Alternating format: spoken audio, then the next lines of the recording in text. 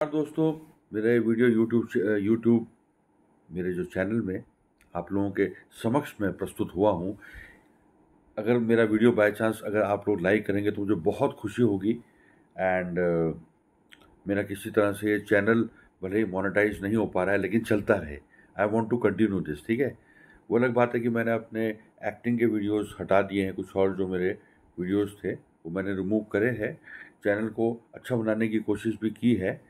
And आज मैं आपको बताना चाहता हूँ तेनाली राम के बारे में। तेनाली रामन, आखिर ये तेनाली रामन एक बच्चों की पुस्तक से तेनाली, इसमें टॉपिक है इसका तेनाली रामन की कहानियाँ, ठीक है, सीबीडी प्रकाशन। एंड सबसे पहले हम जानेंगे कि तेनाली रामन जी कौन थे। तेनाली राम कौन थे?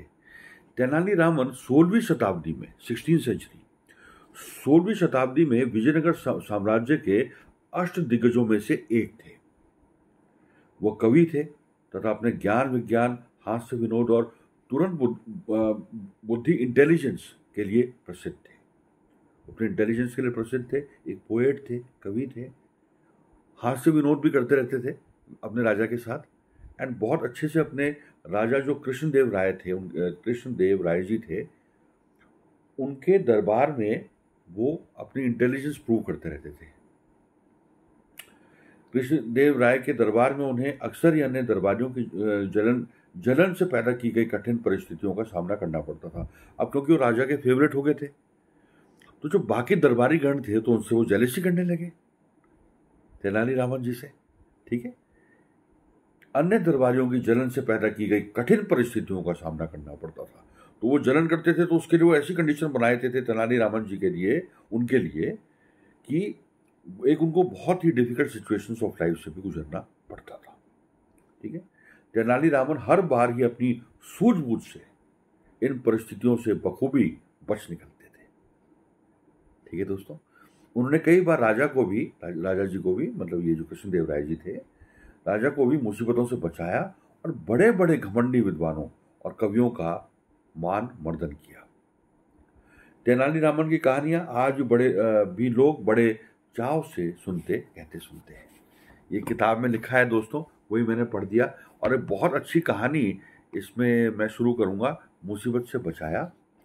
एंड इसमें कथाक्रम जो इसमें जो कंटेंट है वो है जन्म और बचपन, कृष्णदेव राय का दरबार, बादशाह के लिए महाभारत, मुसीबत से बचाया, कहानियों के नाम, सोने के आम, सिक्के 5000, रामन से अधिक चतुर, तिलकाष्ट महिष वंदनम, मौत के गड्ढे से बाहर, ठीक है, सहस्त्र घंट, कवि की पराजय, बात ऐसे बनी। तो ये कहानियों के नाम है।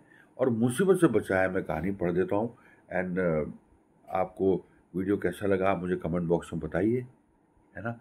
जो लोग इस साइड में डिस्क्रिप्शन है, नीचे कमेंट बॉक्स है, डिस्क्रिप्शन में तेनाली रामन जी के बारे में, है ना, एक बहुत पहले डीडी नेशनल में तेनाली राम के बारे में एक सीरियल भी आया था, ठीक है। तो हम शुरू करते हैं। मुसीबत से बचाया, कहानी पढ़ देता हूँ। शाम का समय था। राजा कृष्णदेव राय अपने 8 राजकवियों के साथ तुंगभद्रा नदी के तट पर भ्रमण के लिए निकले। साथ में बहुत थोड़े से ही सैनिक थे। गोधूली वेला में आसपास के प्राकृतिक सौंदर्य ने राजा का मन मोह लिया। वे नदी पार करके काफी दूर चले गए। उन दिनों पड़ोसी राज्य पर वीरभद्र गजपति नामक राजा का शासन था। वहां की राजधानी थी कणिगिरी। वहां की जो राजधानी थी दोस्तों, कणिगिरी, है ना। गजपति बहुत दिनों से राजा कृष्णदेव राय को अपमानित करने के फेर में था। लेकिन गजपति बहुत दिनों से राजा कृष्णदेव राय जी को अपमानित करने के फेर में था। उसके गुप्तचरों ने खबर दी कि कृष्णदेव राय नदी पार करके उनके राज्य में चले आए हैं और उनके साथ बहुत थोड़े ही सैनिक हैं। तो गजपति उछल पड़ा। ये उन दो राजाओं की बात हो रही है, कहानी चल रही है। उसे लगा आज का अच्छा मौका हाथ आया है। उसने अपने सेनापति परशुराम गोविंद राजू को आदेश दिया, तब अभी सैनिकों का दस्ता लेकर जाओ और कृष्णदेव राय को गिरफ्तार कर लो। कृष्णदेव राय के साथ मौजूद मुट्ठी भर सैनिक थोड़े से सैनिक समझ गए कि शत्रु सैनिकों की संख्या अधिक है और उनका सामना करना कठिन होगा, और भाग खड़े हुए। सैनिक वहां से भाग गए। इस विषम स्थिति में भी कृष्णदेव राय जी ने जो राजा थे 16वीं शताब्दी में, साहस नहीं छोड़ा, अपनी हिम्मत नहीं छोड़ी उन्होंने। ठीक है, वो फंस चुके थे उस नेगेटिव सिचुएशन में, लेकिन उन्होंने अपनी हिम्मत नहीं खोई। ठीक है, साहस नहीं छोड़ा। तलवार लेकर वह अकेले ही शत्रु सैनिकों से जूझने लगे। गोविंद राजू के सैनिक भला कृष्णदेव राय का सामना करते, वे मैदान छोड़कर भाग खड़े हुए। इस बात से शत्रु सेनापति को क्रोध चढ़ाया। इस बात से तो क्रोध आना ही था, क्रोध चढ़ाया, बहुत गुस्सा हो गए वो। जो शत्रु सेनापति थे वो कृष्णदेव राय जी पे बहुत ही ज्यादा क्रोधित हो गए, क्रोध चढ़ाया और पूरे जोर शोर से कृष्णदेव राय से जूझने लगे। कृष्णदेव राय से सही लड़ाई हो गई, सीधे सीधे। इस घमासान मुठभेड़ को देखकर तेनालीराम, जो मंत्री जैसे थे उनके कोर्ट में, तेनालीरामन के मन में एक अनोखा विचार आया। योद्धाओं के निकट जाकर वह एक कविता का पाठ करने लगे, जिससे शत्रु सेनापति उनके शब्दों को सुन सके। उन्होंने जो कहा उसका अर्थ था, पस्त्रम गोविंद राजू, जो अपने पिता बसवना का असली पुत्र नहीं था, जन्म लेते ही घास सांप बन गया था। अगर कोई उससे पूछता है कि उसे घास क्यों चाहिए, तो वो इस प्रश्न का उत्तर नहीं देता। निस्संदेह वो एक अकेले शत्रु पर अपने सैनिकों सहित आक्रमण करके घास ही तो खाता है। जैसे ही गोविंद राजू, जो अपोजिट दूसरी सेना का सेनापति था, गोविंद राजू ने शब्द सुने, ये बात सुनी, उसे खून की उल्टी हुई। उसने ये बात सुनी, उसे खून की उल्टी हुई और उसी क्षण उसकी मृत्यु हो गई। जो दूसरी सेना का गोविंद राजू, जो कृष्णदेव राय से लड़ रहा था, उसकी मृत्यु हो गई। ये शब्द उसके हृदय को तीखे भालों की तरह भेद गए। ये ऐसी बात थी कि जो उनको मतलब मेरा हृदयाघात हुआ। ठीक है, कविता में घास या कूड़ा खाने का तात्पर्य एक बड़ी नैतिक भूल से है, जो युद्ध के नियमों का उल्लंघन करने से होती है।